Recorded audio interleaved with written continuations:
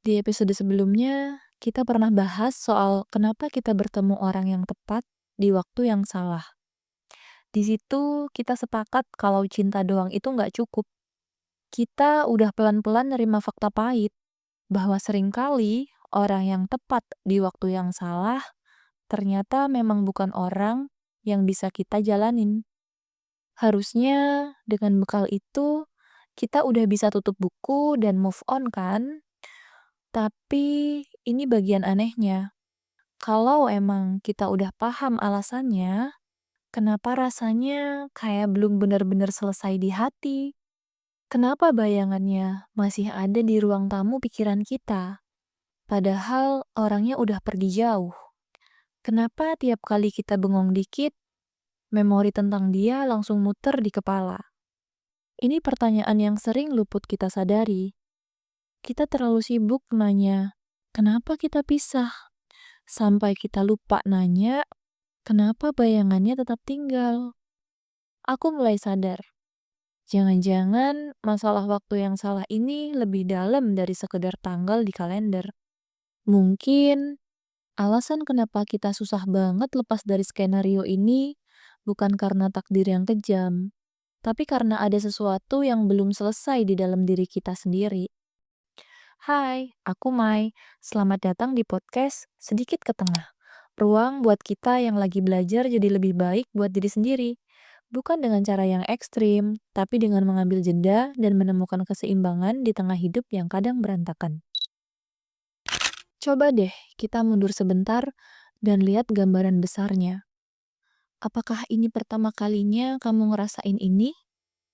Ketemu orang yang rasanya klik banget, chemistry-nya tumpah-tumpah, tapi kehalang keadaan. Atau jangan-jangan ini adalah cerita yang berulang, cuma beda pemeran, beda lokasi, tapi naskahnya sama, cinta yang gak bisa dimiliki. Aku mulai mikir, kenapa ya cerita right person wrong time ini sering terasa familiar banget buat banyak dari kita. Gampang banget buat kita mikir, kayaknya ini emang nasib aku aja yang apes. Mungkin aku emang ditakdirin buat ketemu orang-orang yang rumit. Kita memposisikan diri sebagai korban dari kejahilan semesta. Tapi, gimana kalau ini bukan kesialan acak? Gimana kalau ini sebenarnya adalah pola? Ada sebuah konsep yang bilang kalau alam bawah sadar kita itu selalu mencari apa yang terasa familiar dan aman. Dan buat sebagian dari kita, aman itu bukan berarti bahagia. Aman itu berarti sesuatu yang tidak menuntut. Coba renungin ini pelan-pelan. Jangan-jangan kita secara nggak sadar memang selalu tertarik pada orang-orang yang hampir bisa dimiliki tapi nggak benar-benar bisa. Kenapa? Karena mencintai orang yang salah waktu itu seringkali terasa membebaskan. Membebaskan kita dari apa? Dari tanggung jawab komitmen yang nyata. Dari ketakutan akan keintiman yang sebenarnya.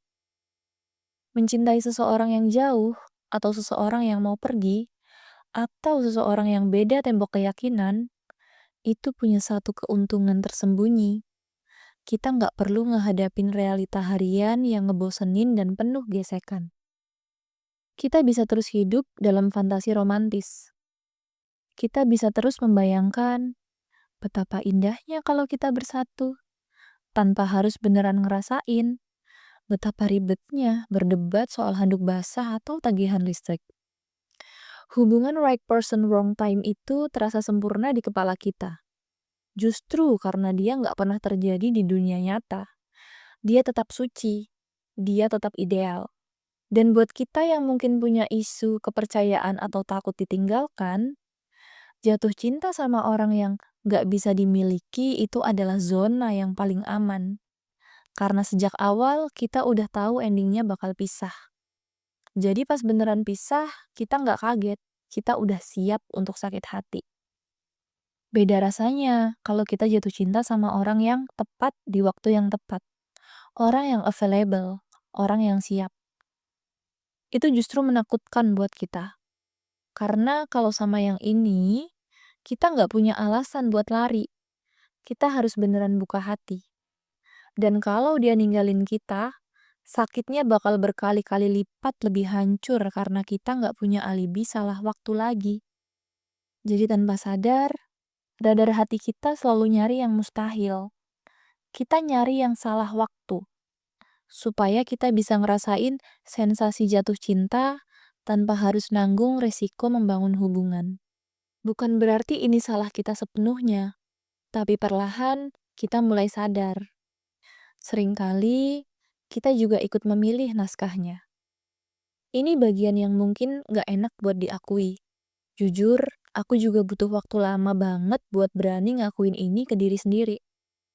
Seringkali kita menjadikan narasi waktu yang salah sebagai tameng, sebagai tempat persembunyian.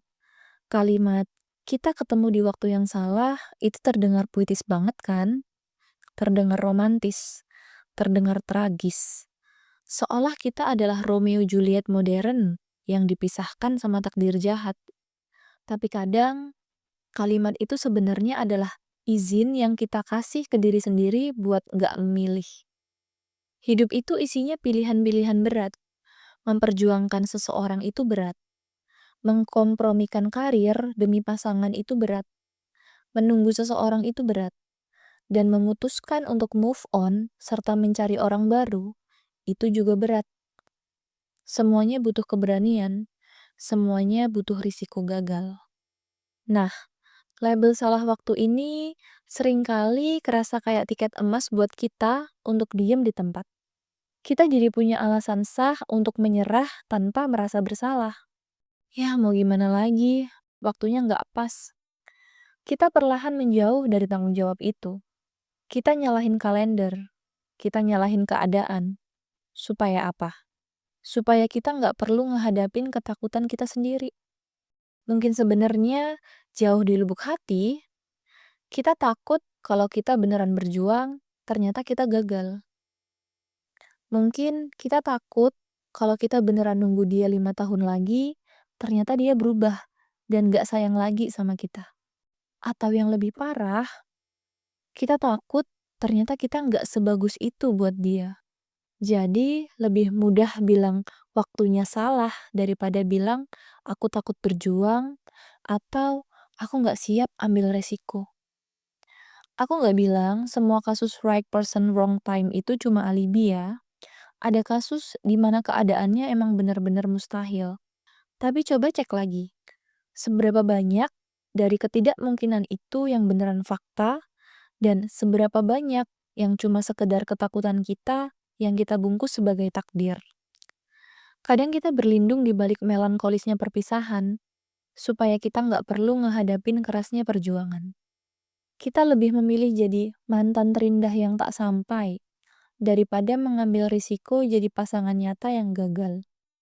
Dan itu manusiawi, sangat manusiawi. Kita semua pengen ngelindungin ego kita dari rasa sakit.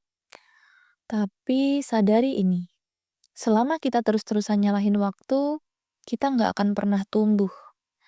Kita akan terus duduk di stasiun, ngeliatin kereta lewat sambil bilang, "Yah, keretanya kecepetan." Padahal sebenarnya kita yang takut buat melompat naik. Oke, napas dulu. Bahasan tadi emang agak berat ya. Sekarang coba kita geser sedikit cara pandangnya. Kita udah bahas soal pola, soal ketakutan, dan soal tameng. Sekarang kita masuk ke pertanyaan besarnya. Terus, buat apa dia datang? Kalau ujungnya cuma buat ngasih luka. Kalau cuma buat ngingetin aku soal ketakutanku. Buat apa dia mampir di hidup aku? Apa gunanya pertemuan singkat yang chemistry-nya luar biasa itu kalau endingnya tetap pisah? Banyak orang bakal bilang, itu buat ngasih pelajaran. Jujur, itu jawaban klise. Menurutku, fungsi kehadiran dia jauh lebih spesifik dan krusial daripada sekadar pelajaran. Dia datang buat menaikkan standar kamu. Coba ingat lagi gimana rasanya pas sama dia. Ingat gimana nyambungnya obrolan kalian yang bisa berjam-jam tanpa kerasa.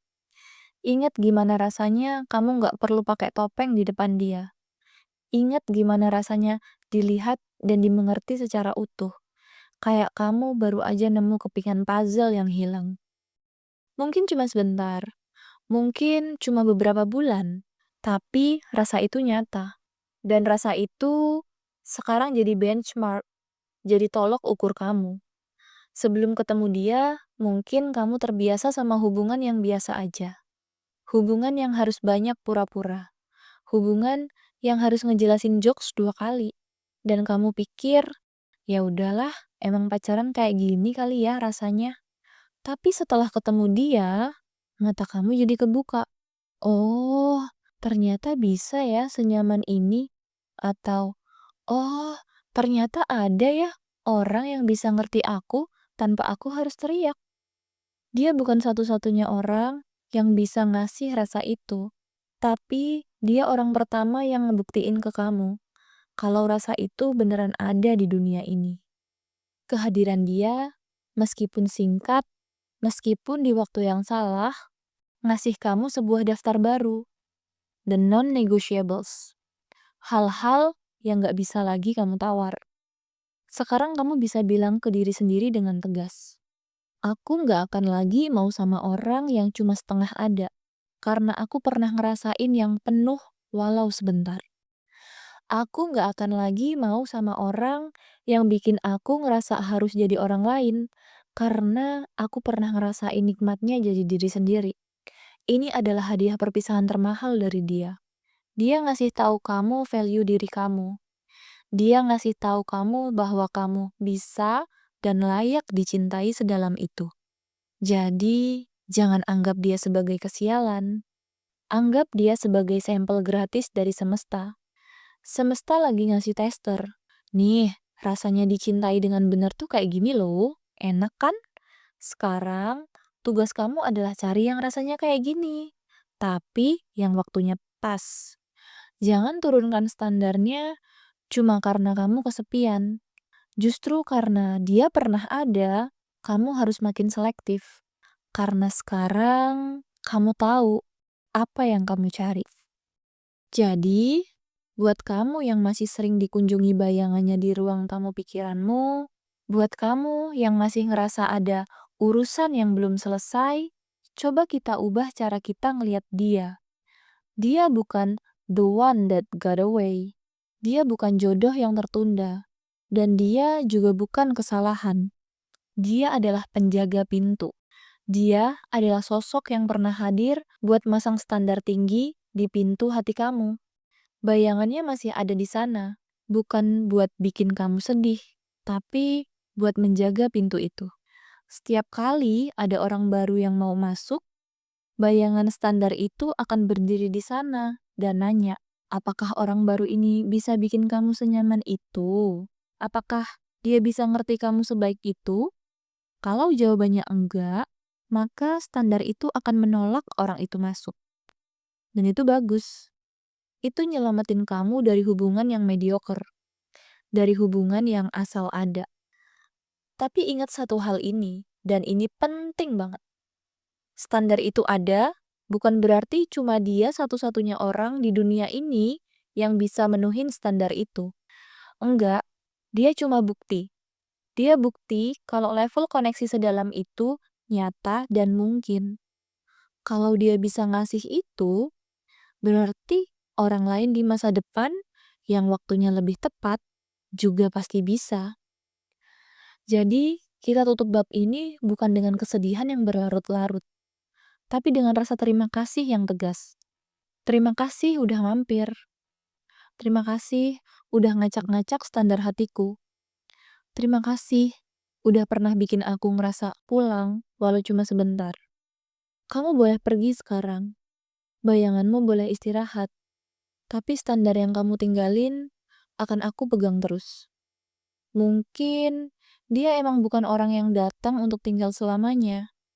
Tapi dia adalah orang yang datang untuk memastikan bahwa mulai hari ini aku nggak akan lagi asal membuka pintu. Terima kasih.